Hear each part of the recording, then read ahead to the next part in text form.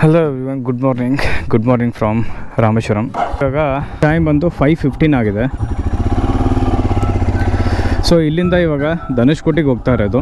ನಿನ್ನೆ ಇದೇ ಹೋಟೆಲಲ್ಲಿ ಸ್ಟೇ ಮಾಡಿದ್ದು ನಾವು. ಇವಾಗ ಧನುಷ್ಕೋಟಿ ಇಲ್ಲಿಂದ 25 ಕಿಲೋಮೀಟರ್ಸ್ ಇದೆ. ಸನ್ರೈಸ್ ನೋಡ್ಬೇಕಂತ ಪ್ಲ್ಯಾನ್ ಇದೆ. Not sure what will happen, let see, hoping for the best. Last video ನೋಡೋದಂಗೆ ಬೆಳಿಗ್ಗೆ 1:30 ಎದ್ದಿದ್ದೆ. 3 o'clock ಎಲ್ಲ ನಾವು ರಾಮೇಶ್ವರಂ ಟೆಂಪಲ್ ವಿಸಿಟ್ ಮಾಡೋಕ್ಕೆ ಹೋಗಿದ್ವಿ. 3 ಗಂಟೆಯಿಂದ ಕ್ಯೂವಲ್ಲಿ ಇದ್ವಿ. ಹೆವಿ ಕ್ರೌಡ್ ಇತ್ತು. ಸೊ ದರ್ಶನ ಎಲ್ಲ ಚೆನ್ನಾಗಾಯಿತು. ಸೊ ಜಾಸ್ತಿ ದೂರ ಏನಿಲ್ಲ, ಸೊ ಅದಕ್ಕೆ ಗ್ಲೌಸ್ ಎಲ್ಲ ಹಾಕೊಂಡಿಲ್ಲ. ಸೊ ಧನುಷ್ಕೋಟಿ ಇಲ್ಲಿ ಹಾಕಿದ್ದಾರೆ ಬೋರ್ಡ್ನ. ಸೊ ಇದು Dhanushkodi check post.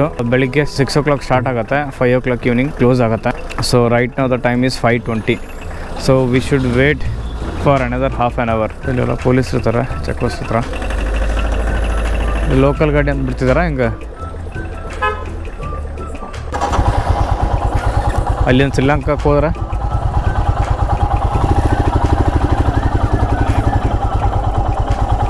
Okay sir.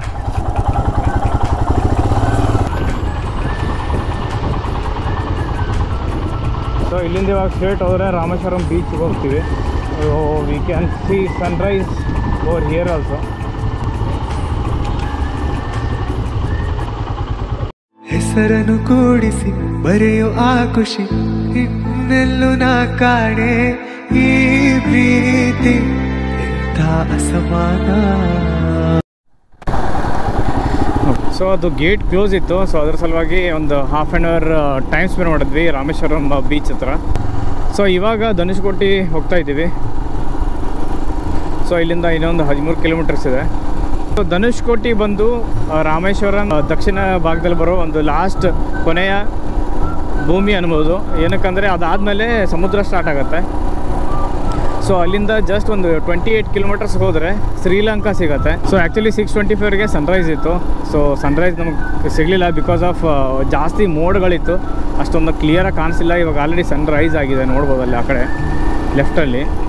Dhanushkodi ಬಗ್ಗೆ ಹೇಳ್ಬೇಕಂದ್ರೆ ಎಲ್ರಿಗೂ ಗೊತ್ತಿರೋಂಗೆ ರಾಮ ಸೇತುವೆ ಅಲ್ಲಿದೆ. ವನವಾಸ ಟೈಮಲ್ಲಿ ಸೀತಾ ಮಾತೆನ ರಾವಣ ಅಪಹರಣ ಮಾಡಿ ಶ್ರೀಲಂಕಾಗೆ ಕರ್ಕೊಂಡು ಹೋಗಿರ್ತಾನೆ. ಆ ವಿಷಯ ತಿಳಿದು ಶ್ರೀರಾಮ ಇಲ್ಲಿ ಬಂದು ಒಂದು ಸೇತುವೆ ಕಟ್ಕೊಂಡು ಆ ಕಡೆ ಹೋಗ್ಬೇಕಾಗಿರುತ್ತೆ. ಸೊ ಆ ಟೈಮಲ್ಲಿ ವಾನರ ಸೈನ್ಯ ಜೊತೆ ಸೇರಿ ಬ್ರಿಡ್ಜ್ನ ಕಟ್ತಾರೆ. ಆ ಪ್ಲೇಸ್ನ ಧನುಷ್ಕೋಡಿ ಅಂತ ಏನಕ್ಕೆ ಕರೀತಾರೆ ಅಂತಂದರೆ, ಸೊ ಧನುಷ್ ಅಂದರೆ ಬಿಲ್ಲು, ಕೋಡಿ ಅಂದರೆ ಮುರಿದು ಹಾಕೋದು. ಶ್ರೀರಾಮನೇ ಧನುಷ್ಕೋಟಿ ಸೇತುವೆನ ಮುರಿದು ಹಾಕ್ತಾರೆ. ರೀಸನ್ ಏನಂದರೆ ರಾವಣನ ತಮ್ಮ ಆದ ವಿಭೂಷಣ ಶ್ರೀರಾಮ ಹತ್ರ ರಿಕ್ವೆಸ್ಟ್ ಮಾಡ್ಕೊತಾರೆ. ಸೇತುವೆ ಇರೋದ್ರಿಂದ ಭಾರತದಿಂದ ಹಲವಾರು ರಾಜ್ಯಗಳು ಬಂದ್ಬಿಟ್ಟು ಶ್ರೀಲಂಕಾ ಮೇಲೆ ಆಕ್ರಮಣ ಮಾಡಬಹುದು ಅಂತ ಒಂದು ಹೆದರಿಕೆ ಇರುತ್ತೆ. ಆ ಥರ ಆಗಬಾರ್ದು ಅನ್ನೋ ಸಲುವಾಗಿ ಶ್ರೀರಾಮನ ಹತ್ರ ಕೋರಿಕೆ ಮಾಡ್ತಾರೆ, ಆ ರಾಮ ಸೇತುವೆನ ಮುರಿದ್ಬಿಡಿ ಅಂತ. ಅದರ ಸಲುವಾಗಿ ಶ್ರೀರಾಮ ತಮ್ಮ ಬಿಲ್ಲಿಂದ ಆ ಸೇತುವೆನ ಮುರಿದು ಹಾಕ್ತಾರೆ. ಸೊ ಅದರಿಂದ ಧನುಷ್ ಕೋಡಿ ಅಂತಾರೆ. ಧನುಷ್ ಅಂದರೆ ಬಿಲ್ಲು, ಕೋಡಿ ಅಂದರೆ ಮುರಿದು ಹಾಕೋದು. So beautiful man, seriously. ಇಲ್ಲೆಲ್ಲ ಸಮುದ್ರ ಸುತ್ತಲೂ ಸಮುದ್ರ ಇದೆ ಇವಾಗ. I am so excited.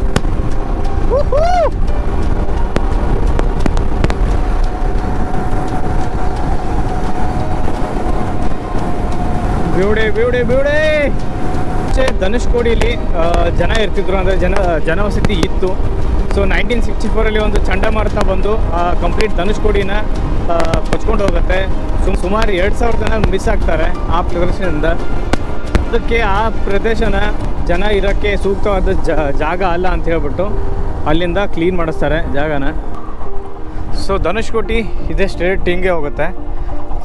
So ಇಲ್ಲಿ ನೋಡ್ಬೋದು ಸುತ್ತಲೂ ಸಮುದ್ರ ಇದೆ. ಓ ಮೈ ಗಾಡ್, ಬ್ಯೂಟಿಫುಲ್ ಯಾರ್.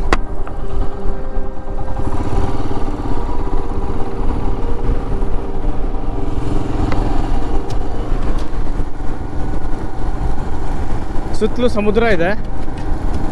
ಸೊ ಅಲ್ಲಿ ದೂರದಲ್ಲಿ ಕಾಣಿಸ್ತಿರ್ಬೋದು ಕೋದಂಡರಾಮ ದೇವಸ್ಥಾನ. ಸೊ ಅದು ಸ್ವಯಂ ಶ್ರೀರಾಮನೇ ಕಟ್ಟಿರೋದು. ಇಲ್ಲಿ ಎಂಥ ಚಂಡಮಾರುತ ಬಂದ್ರೂ ಆ ದೇವಸ್ಥಾನಕ್ಕೆ ಏನೂ ಮಾಡೋಕ್ಕಾಗಿಲ್ಲ. ಅದು ಇನ್ನೂ ಫುಲ್ ಗಟ್ಟಿಯಾಗಿ ನಿಂತ್ಕೊಂಡಿದೆ. ಸೊ ಅಲ್ಲಿ ತೇಲುವ ಕಲ್ಲುಗಳು, ಅಂದರೆ ರಾಮಸೇತು ಅಂತ ಏನು ಮಾಡಿದ್ರು ಆ ಕಲ್ಲು ಅಲ್ಲಿದೆ. ಸಿಕ್ಕಾಪಟ್ಟೆ ಗಾಳಿ ಬೀಸ್ತದೆ. I don't know my voice is audible or not. ಶ್ರೀರಾಮಚಂದ್ರನೇ ಕಟ್ಟಿಸಿರೋ ದೇವಾಲಯ ಇದು. ಸುತ್ತಲೂ ನೋಡಿದ್ರೆ ಸಮುದ್ರ ಇದೆ.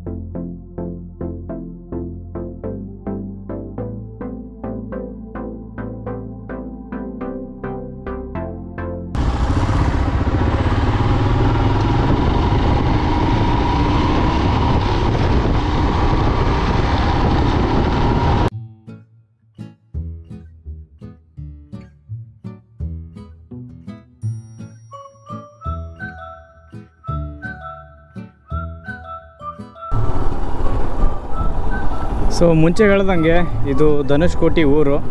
ಸೊ ಇಲ್ಲಿ ರೈಲ್ವೆ ಸ್ಟೇಷನ್ನು, ಪೋಸ್ಟ್ ಆಫೀಸು, ಅಂದರೆ ಪ್ರಾಪರ್ ಒಂದು ಟೌನ್ ಥರನೇ ಇತ್ತು ಇಲ್ಲಿ ಮುಂಚೆ. ಸೊ ಇಲ್ಲಿವರೆಗೂ ಟ್ರೈನ್ ಫೆಸಿಲಿಟಿ ಇತ್ತು ಅವಾಗ. ಇದು ಫ್ಲಡ್ ಬಂದಾದಮೇಲೆ ಈ ಪ್ಲೇಸ್ನ ಜನ ಇರೋಕ್ಕೆ ಯೋಗ್ಯವಾದ ಸ್ಥಳ ಅಲ್ಲ ಅಂತ ಹೇಳ್ಬಿಟ್ಟು ಜನರನ್ನ ಎಲ್ಲನೂ ಬೇರೆ ಕಡೆ ಶಿಫ್ಟ್ ಮಾಡಿಸಿದ್ರು ಅವಾಗ.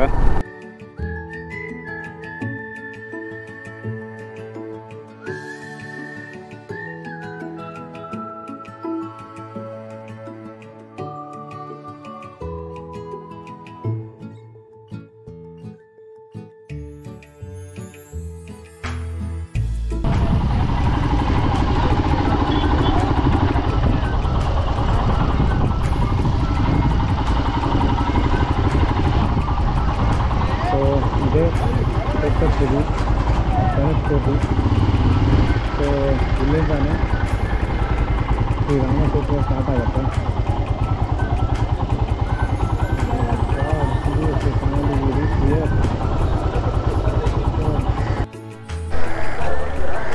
ಸೊ ಇಲ್ಲಿಂದ ಸಮುದ್ರ ದಾಟ್ಕೊಂಡು ಹೋದರೆ 28 ಕಿಲೋಮೀಟರ್ಸ್ ಶ್ರೀಲಂಕಾ ರೀಚ್ ಆಗ್ತೀವಿ. ಸೊ ಇದೇ ಥರನೇ ರಾಮ್ ಸೇತುವೆ ಇರೋದು. ಸೊ ಅದನ್ನು ಆ್ಯಡಮ್ಸ್ ಬ್ರಿಡ್ಜ್ ಅಂತಲೂ ಕರೀತಾರೆ.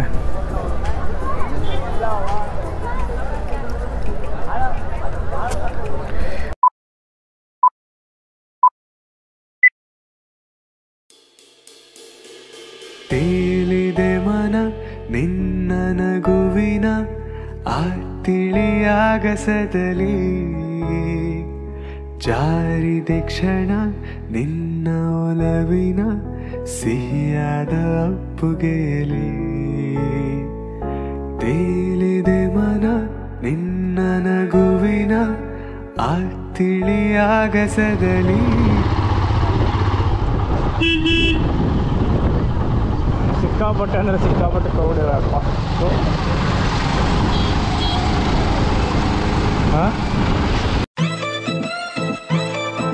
ಒಳಿತು ಮಾಡು ಮನುಜ, ನೀ ಇರೋದು 3 ದಿವಸ.